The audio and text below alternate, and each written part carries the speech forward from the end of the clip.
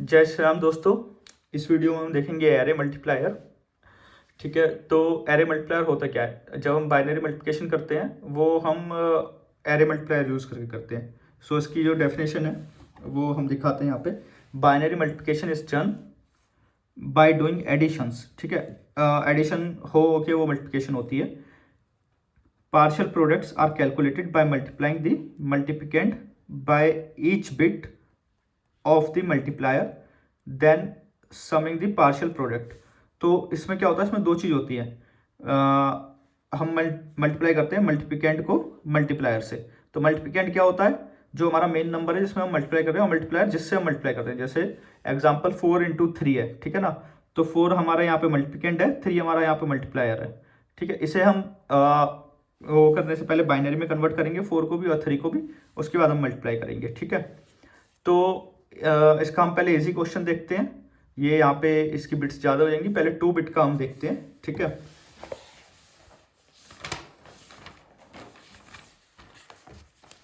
So question ऐसे आता है,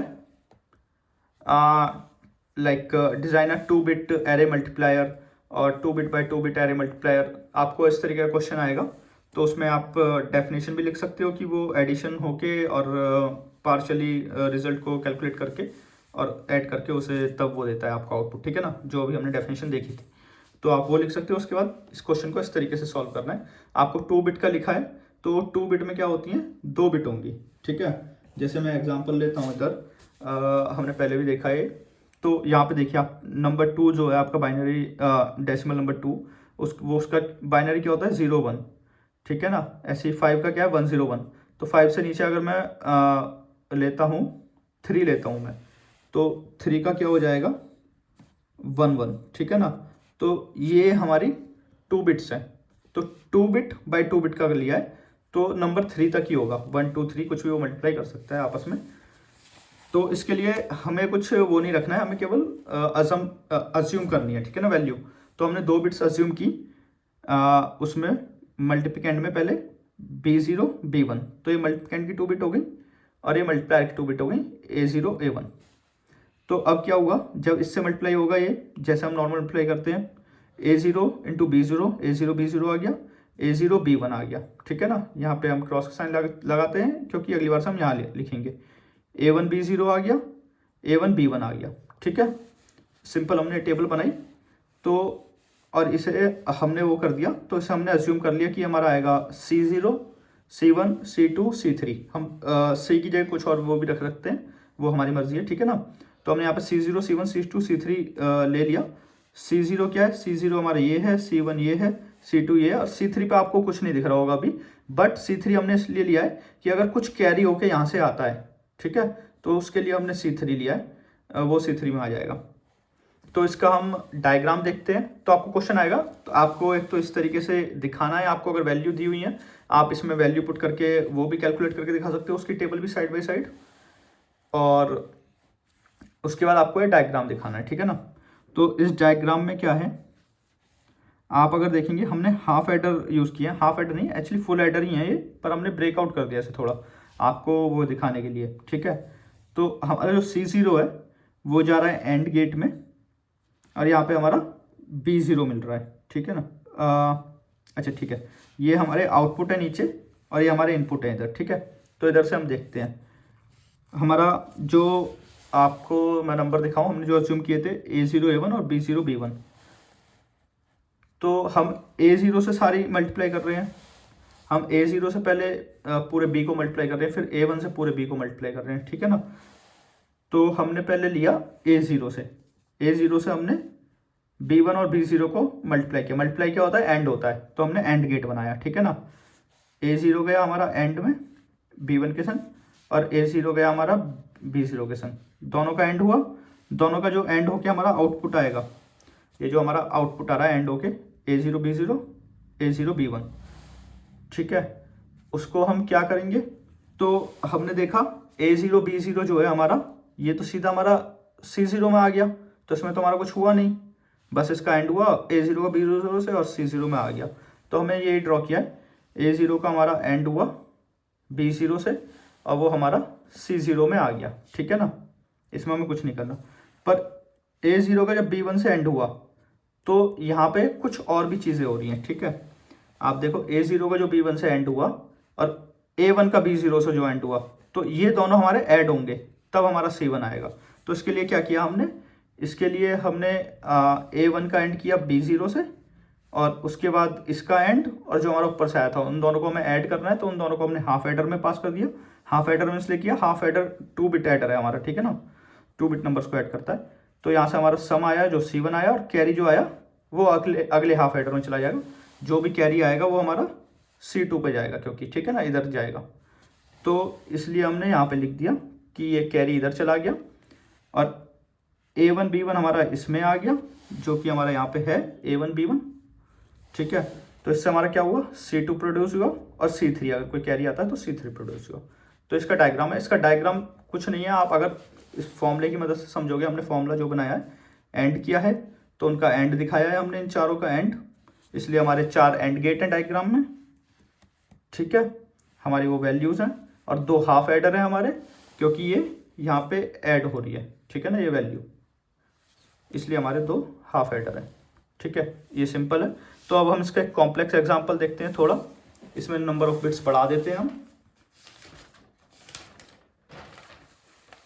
तो क्वेश्चन आपको आ सकता है इस तरीके से, डिजाइन 4x3 बाइनरी और एरे मल्टीप्लायर, बाइनरी मल्टीप्लायर और बाइनरी और एरे मल्टीप्लायर और एरे मल्टीप्लायर कुछ भी हो सकता है, ठीक है ना।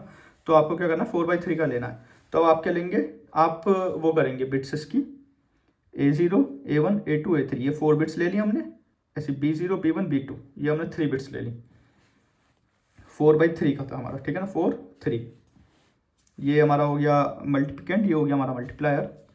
Number of bits in product, तो आपको टोटल बिट्स निकालनी हो, प्रोडक्ट जो आएगा उसमें कितनी बिट्स होंगी, तो आप इन दोनों का बिट्स का सम कर दीजिए। तो हमारा 4 × 3 का था, तो 4 + 3 कर दिया हमने, 7 बिट्स का हमारा टोटल वो आएगा प्रोडक्ट जो आएगा, ठीक है। अब इसे हमने सेम पहले की तरह ही लिखा, A0 A1 A2 A3 B0 B1 B2, ठीक है, क्योंकि ये 3 बिट है। ये 4 बिट भी हो सकता है, 5 बिट भी हो सकता है, ये ऊपर वाला भी चेंज हो सकता है, तो वो क्वेश्चन डिपेंड करेगा, पर आपको मल्टीप्लाई ऐसे ही करना है, और ऐसा आपका नीट क्लीन भी रहेगा, आपको भी अच्छे से समझ में आएगा, आप धीरे आराम से कर पाओगे, ठीक है, पेपर में।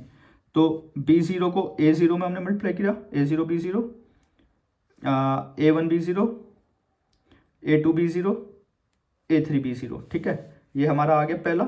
फिर हमने इधर क्रॉस कर दिया, ये ऐसे B1 से हमने मल्टीप्लाई किया उसे चारों को, फिर यहाँ पे भी वो आ जाए क्रॉस, ठीक है। फिर हमने B2 से मल्टीप्लाई किया, तो ये B2 के 4 आ गए। तो हमने इसे अज्यूम कर लिया P1 P0 P1 P2 P3 P4 P5। तो आप देखिए यहाँ पे हमारा कुछ भी नहीं हो रहा है, सीधा यहीं पे ऐसे ही आ रहा है। यहाँ पे क्या हो रहा है, इसमें एंड हुआ, इसमें एंड हुआ, और उसके बाद ये नीचे आया, ठीक है ना, P1 पे आया, तो P1 में हमें एडर लगाना पड़ेगा। ऐसे ही इधर 3 एंड होके ये P2 पे आया, इसमें भी 3 एंड होके P3 आया, और यहाँ से कैरी भी हमारा चलता आएगा, ठीक है ना। यहाँ पे हमारा कोई कैरी नहीं होता शुरू में, पर जैसे जैसे हम आगे जाते जाएंगे कैरी हमारा डिपेंडेबल रहेगा, तो हमारा कैरी भी हो सकता है, तो वो भी हमें अज्यूम करके चलना है। तो इसका डायग्राम हम थोड़ा सिंपल बना देते हैं, जैसे हमारी नंबर ऑफ बिट्स बढ़ जाती हैं तो हम डायग्राम को थोड़ा सिंपल रखते हैं, हम इतना ज़्यादा कॉम्प्लेक्स नहीं करते, सारे एंड वगैरह नहीं दिखाते। अगर आपको दिखाना है ना, तो आप इसके ऊपर एक एंड गेट बना के उसमें आप इनपुट लगा सकते हो A के और B के, ठीक है ना, पर वो आपके ऊपर है। तो यहाँ पे मैंने सिंपल किया है A0 B0, जो कि हमारा सीधा आ रहा था, उसमें कुछ नहीं हो रहा था, उसे मैंने रख दिया P0 में, ठीक है।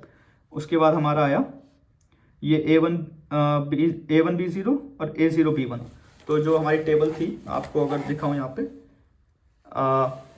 ये A1 B0 A0 B1, तो ये दोनों हमारे जा रहे हैं, ठीक है ना। ये दोनों हमने फुल एडर में पास कर दिए। फुल एडर में हमने इसलिए पास किया क्योंकि हमारा नंबर 3 बिट का हो रहा है, ठीक है।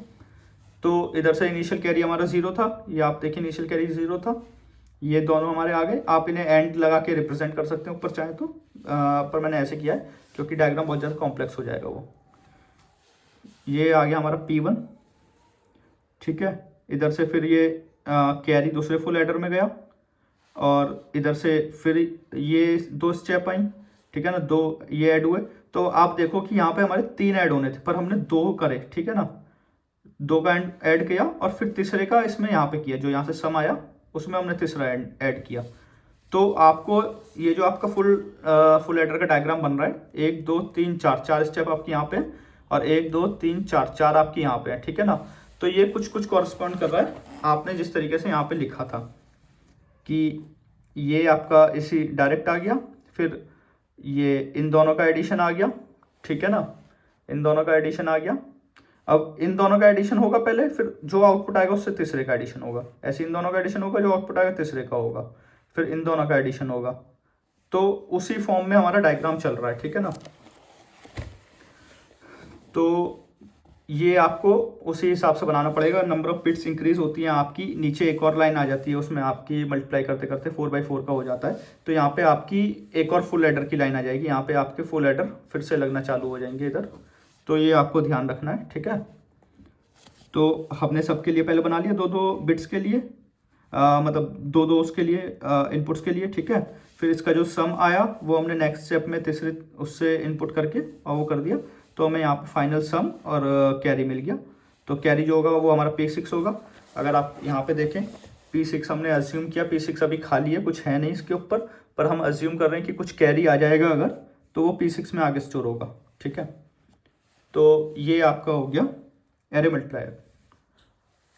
हम मिलते हैं अगली वीडियो में, जब तक के लिए थैंक यू।